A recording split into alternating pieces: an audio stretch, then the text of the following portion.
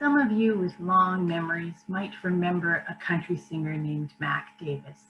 And many years ago, he had a hit song that went like this. Oh Lord, it's hard to be humble when you're perfect in every way.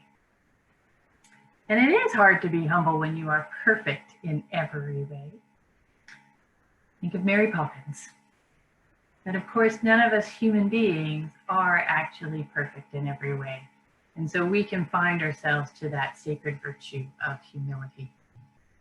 And living with humility is not modesty, it's not silencing yourself, and it's not low self-esteem, thinking little about yourself.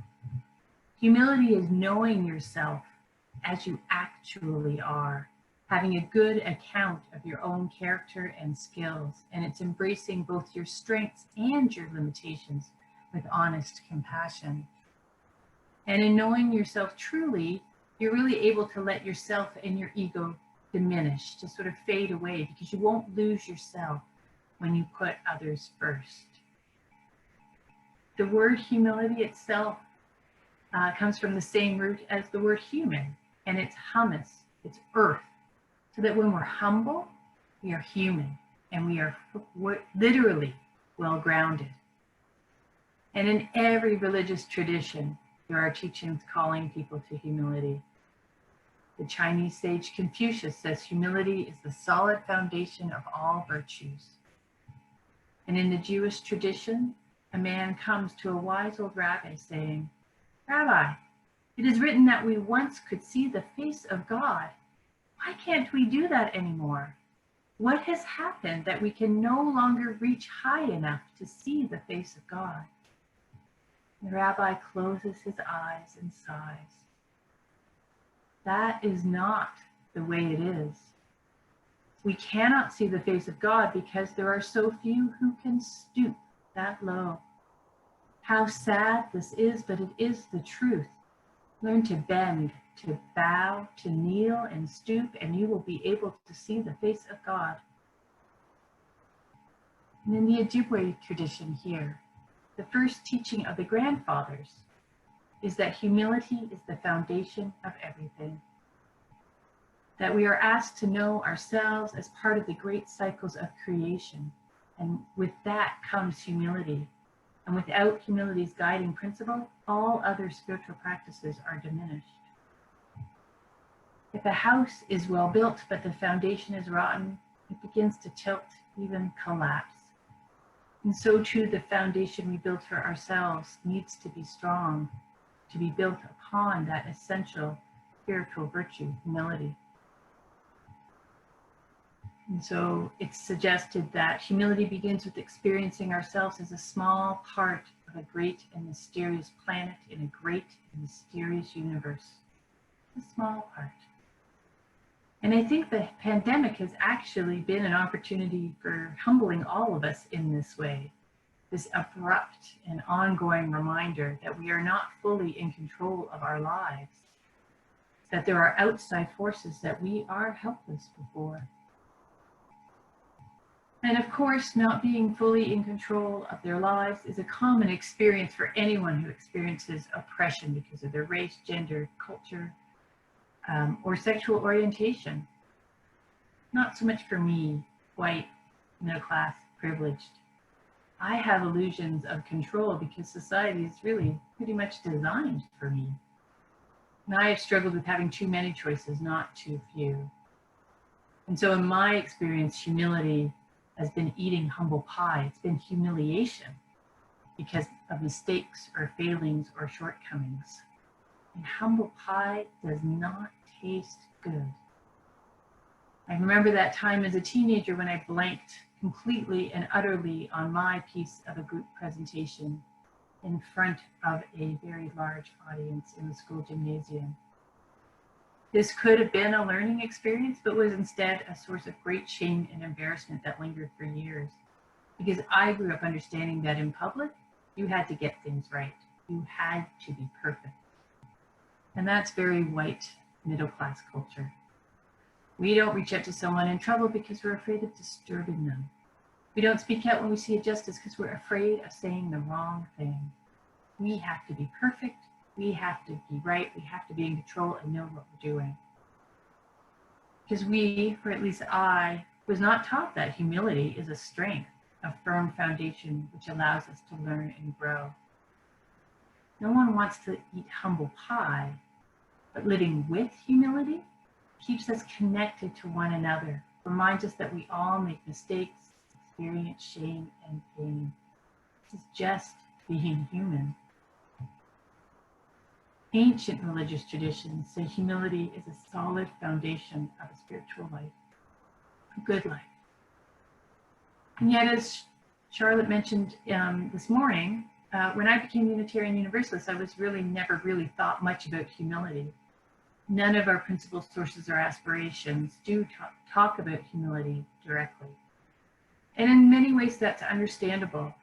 As Christian heretics who were pulling away from the mainstream, we had to learn to stand up for our beliefs, to speak for ourselves, and assert our individual right and freedom to follow our own spiritual truths. And partaking in humble pie when you're creating a new religion, when you're a tiny minority, it doesn't work. You have to be loud and bold and adamant in your actions. But in the long run, the spiritual practice of humility doesn't preclude those moments of needful and necessary boldness. Humility helps us understand when we need to be loud, when we need to assert ourselves and what we know to be true, and when we need to listen, when we need to admit that we're wrong. And as people of the chalice, we're mostly white, mostly middle class, mostly privileged. And there are times when we need to listen, when we have to remember and remind ourselves that our perspective is not the only one and may not even be the right one. As Mac Davis said, it's so hard to be humble. And it is. You really can't set out to be humble or achieve humility as a life goal. You would never claim you are the greatest at humility, that you've gotten it licked. Humility develops as we know ourselves and let that self go when we stop trying so hard to be good, to be right, to be perfect. Humility arises when we're willing to be wrong and say so. When we can say, I don't understand. When we're willing to try and fail and make mistakes and try again. And like any spiritual virtue, there are practices that can help us cultivate that firm foundation of humility. First, embrace your humanness, your wholeness, and know that you have worth and value even in the midst of pain and failure. Second, practice mindfulness and self-compassion. Knowing yourself also means accepting yourself in a way that allows you to change and grow. You're great just as you are. We're all great just as we are, and we could all use a little work, and self-compassion allows us to feel that. And then finally, thirdly, practice gratitude. As you focus on all that's good in the world, all the gifts of the people and world around you, gratitude grows, and you see how much you depend on others. So embrace your whole self, just as you are with all your imperfections. Practice mindfulness and self-compassion. Love your imperfections. And finally, practice gratitude. Appreciate all the wonderful imperfections of others and the world. These all help us develop a firm foundation of humility. And while I said earlier that Unitarian Universalism didn't teach me explicitly about humility, it actually not only encourages these three spiritual practices, but I also think that many of our principles depend on the cultivation of humility. The inherent worth and dignity of each person suggests that no one is better than another. There's the acceptance of one another and encouragement to spiritual growth. Search for truth and meaning includes that willingness, as Charlotte said, to be wrong and make mistakes. Use of the democratic process. Each of us has a voice. Each of us has a voice that needs to be heard. And finally, being part of the interdependent web of all existence. And so while it's not explicit in our theology, Our principles do direct us towards developing that firm foundation of humility. They all begin really from a stance of humility. And I think this is a really good understanding for someone as white and privileged as myself, because it's very easy for me to feel righteous, to feel like I know the right and proper way to live through a pandemic, that I know the right way, the best way to be an anti-racist, that my way is good and right and better than the others. And it's very easy to slip into feeling that as a person of the chalice, that automatically makes me a good and caring person, that I'm winning at life. And humility reminds me that none of that is quite right. I am fortunate, so fortunate to have the resources to live well during the pandemic. I am so fortunate to have learning opportunities about racism, but I also need to remember I'm not a person of color. I will always need to listen and learn in this area. And that remind myself that the only way I am a good and caring person is if I continually choose to act in ways that help more than harm. Humility reminds me that I don't have all the answers, and that there are so many other people out there who have voices that have not been heard or listened to. That those most affected or impacted by events are the ones that need to have their voices lifted up. In the United States right now, in the Unitarian Universalist Association, there is an interest in adding an 8th principle to our 7 principles. And this principle says that we would affirm journeying towards spiritual wholeness by working to build a diverse, multicultural, beloved community by our actions that accountably dismantle racism and other oppressions in ourselves and our institutions. And that's a mouthful, so I'll say it again. It's working to build a diverse, multicultural, beloved community by our actions that accountably dismantle racism and other oppressions in ourselves and our institutions. And so this is under study in the US by the UUA. And here in Canada, what the Canadian Unitarian Council has done is created a dismantling racism study group. And UCM members Charmaine Forewarn and Pamela Smith-Luter sit on this task force. And earlier in the spring, some of you may have noticed that they did a survey about racism. You may have filled it out yourself. It's about racism within our congregations, and a report's going to be released later this year. And when that happens, board and staff will be in conversation, and we will bring the results to the congregation for us to see how we can move forward on this.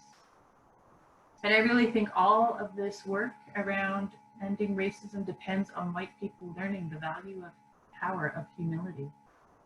For us to learn to stop being so loud and just listen and feel empathy for another's experiences.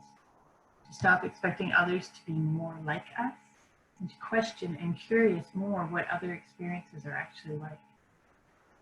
Because it comes from a good place. We want to be righteous. We want to be welcoming. We want to be right. And so it's so hard to see how we ourselves could possibly perpetuate racism. But we do. I do. It's just part and parcel of the society we live in. And it may be quieter and politer here than in the US, but we live within systemic racism. And my hope is that the work of the Dismantling Racism Task Force and the work we do and continue to do as a Chalice community will shift our Unitarian Universalist cultural norms to be truly inclusive of diversity, and also help end in the larger society that racism which damages all of our lives and all of our opportunities to be our whole selves. And so for white people, this work is an opportunity to develop that firm foundation of humility, to be open to listening and learning from those who experience racism and oppression, to let people of color take the lead, and to learn how to be allies and stand by their sides and witness, and to be open to learning new ways of being that are radically inclusive. May today and every day, may our interdependence call us to love and justice. So say we all.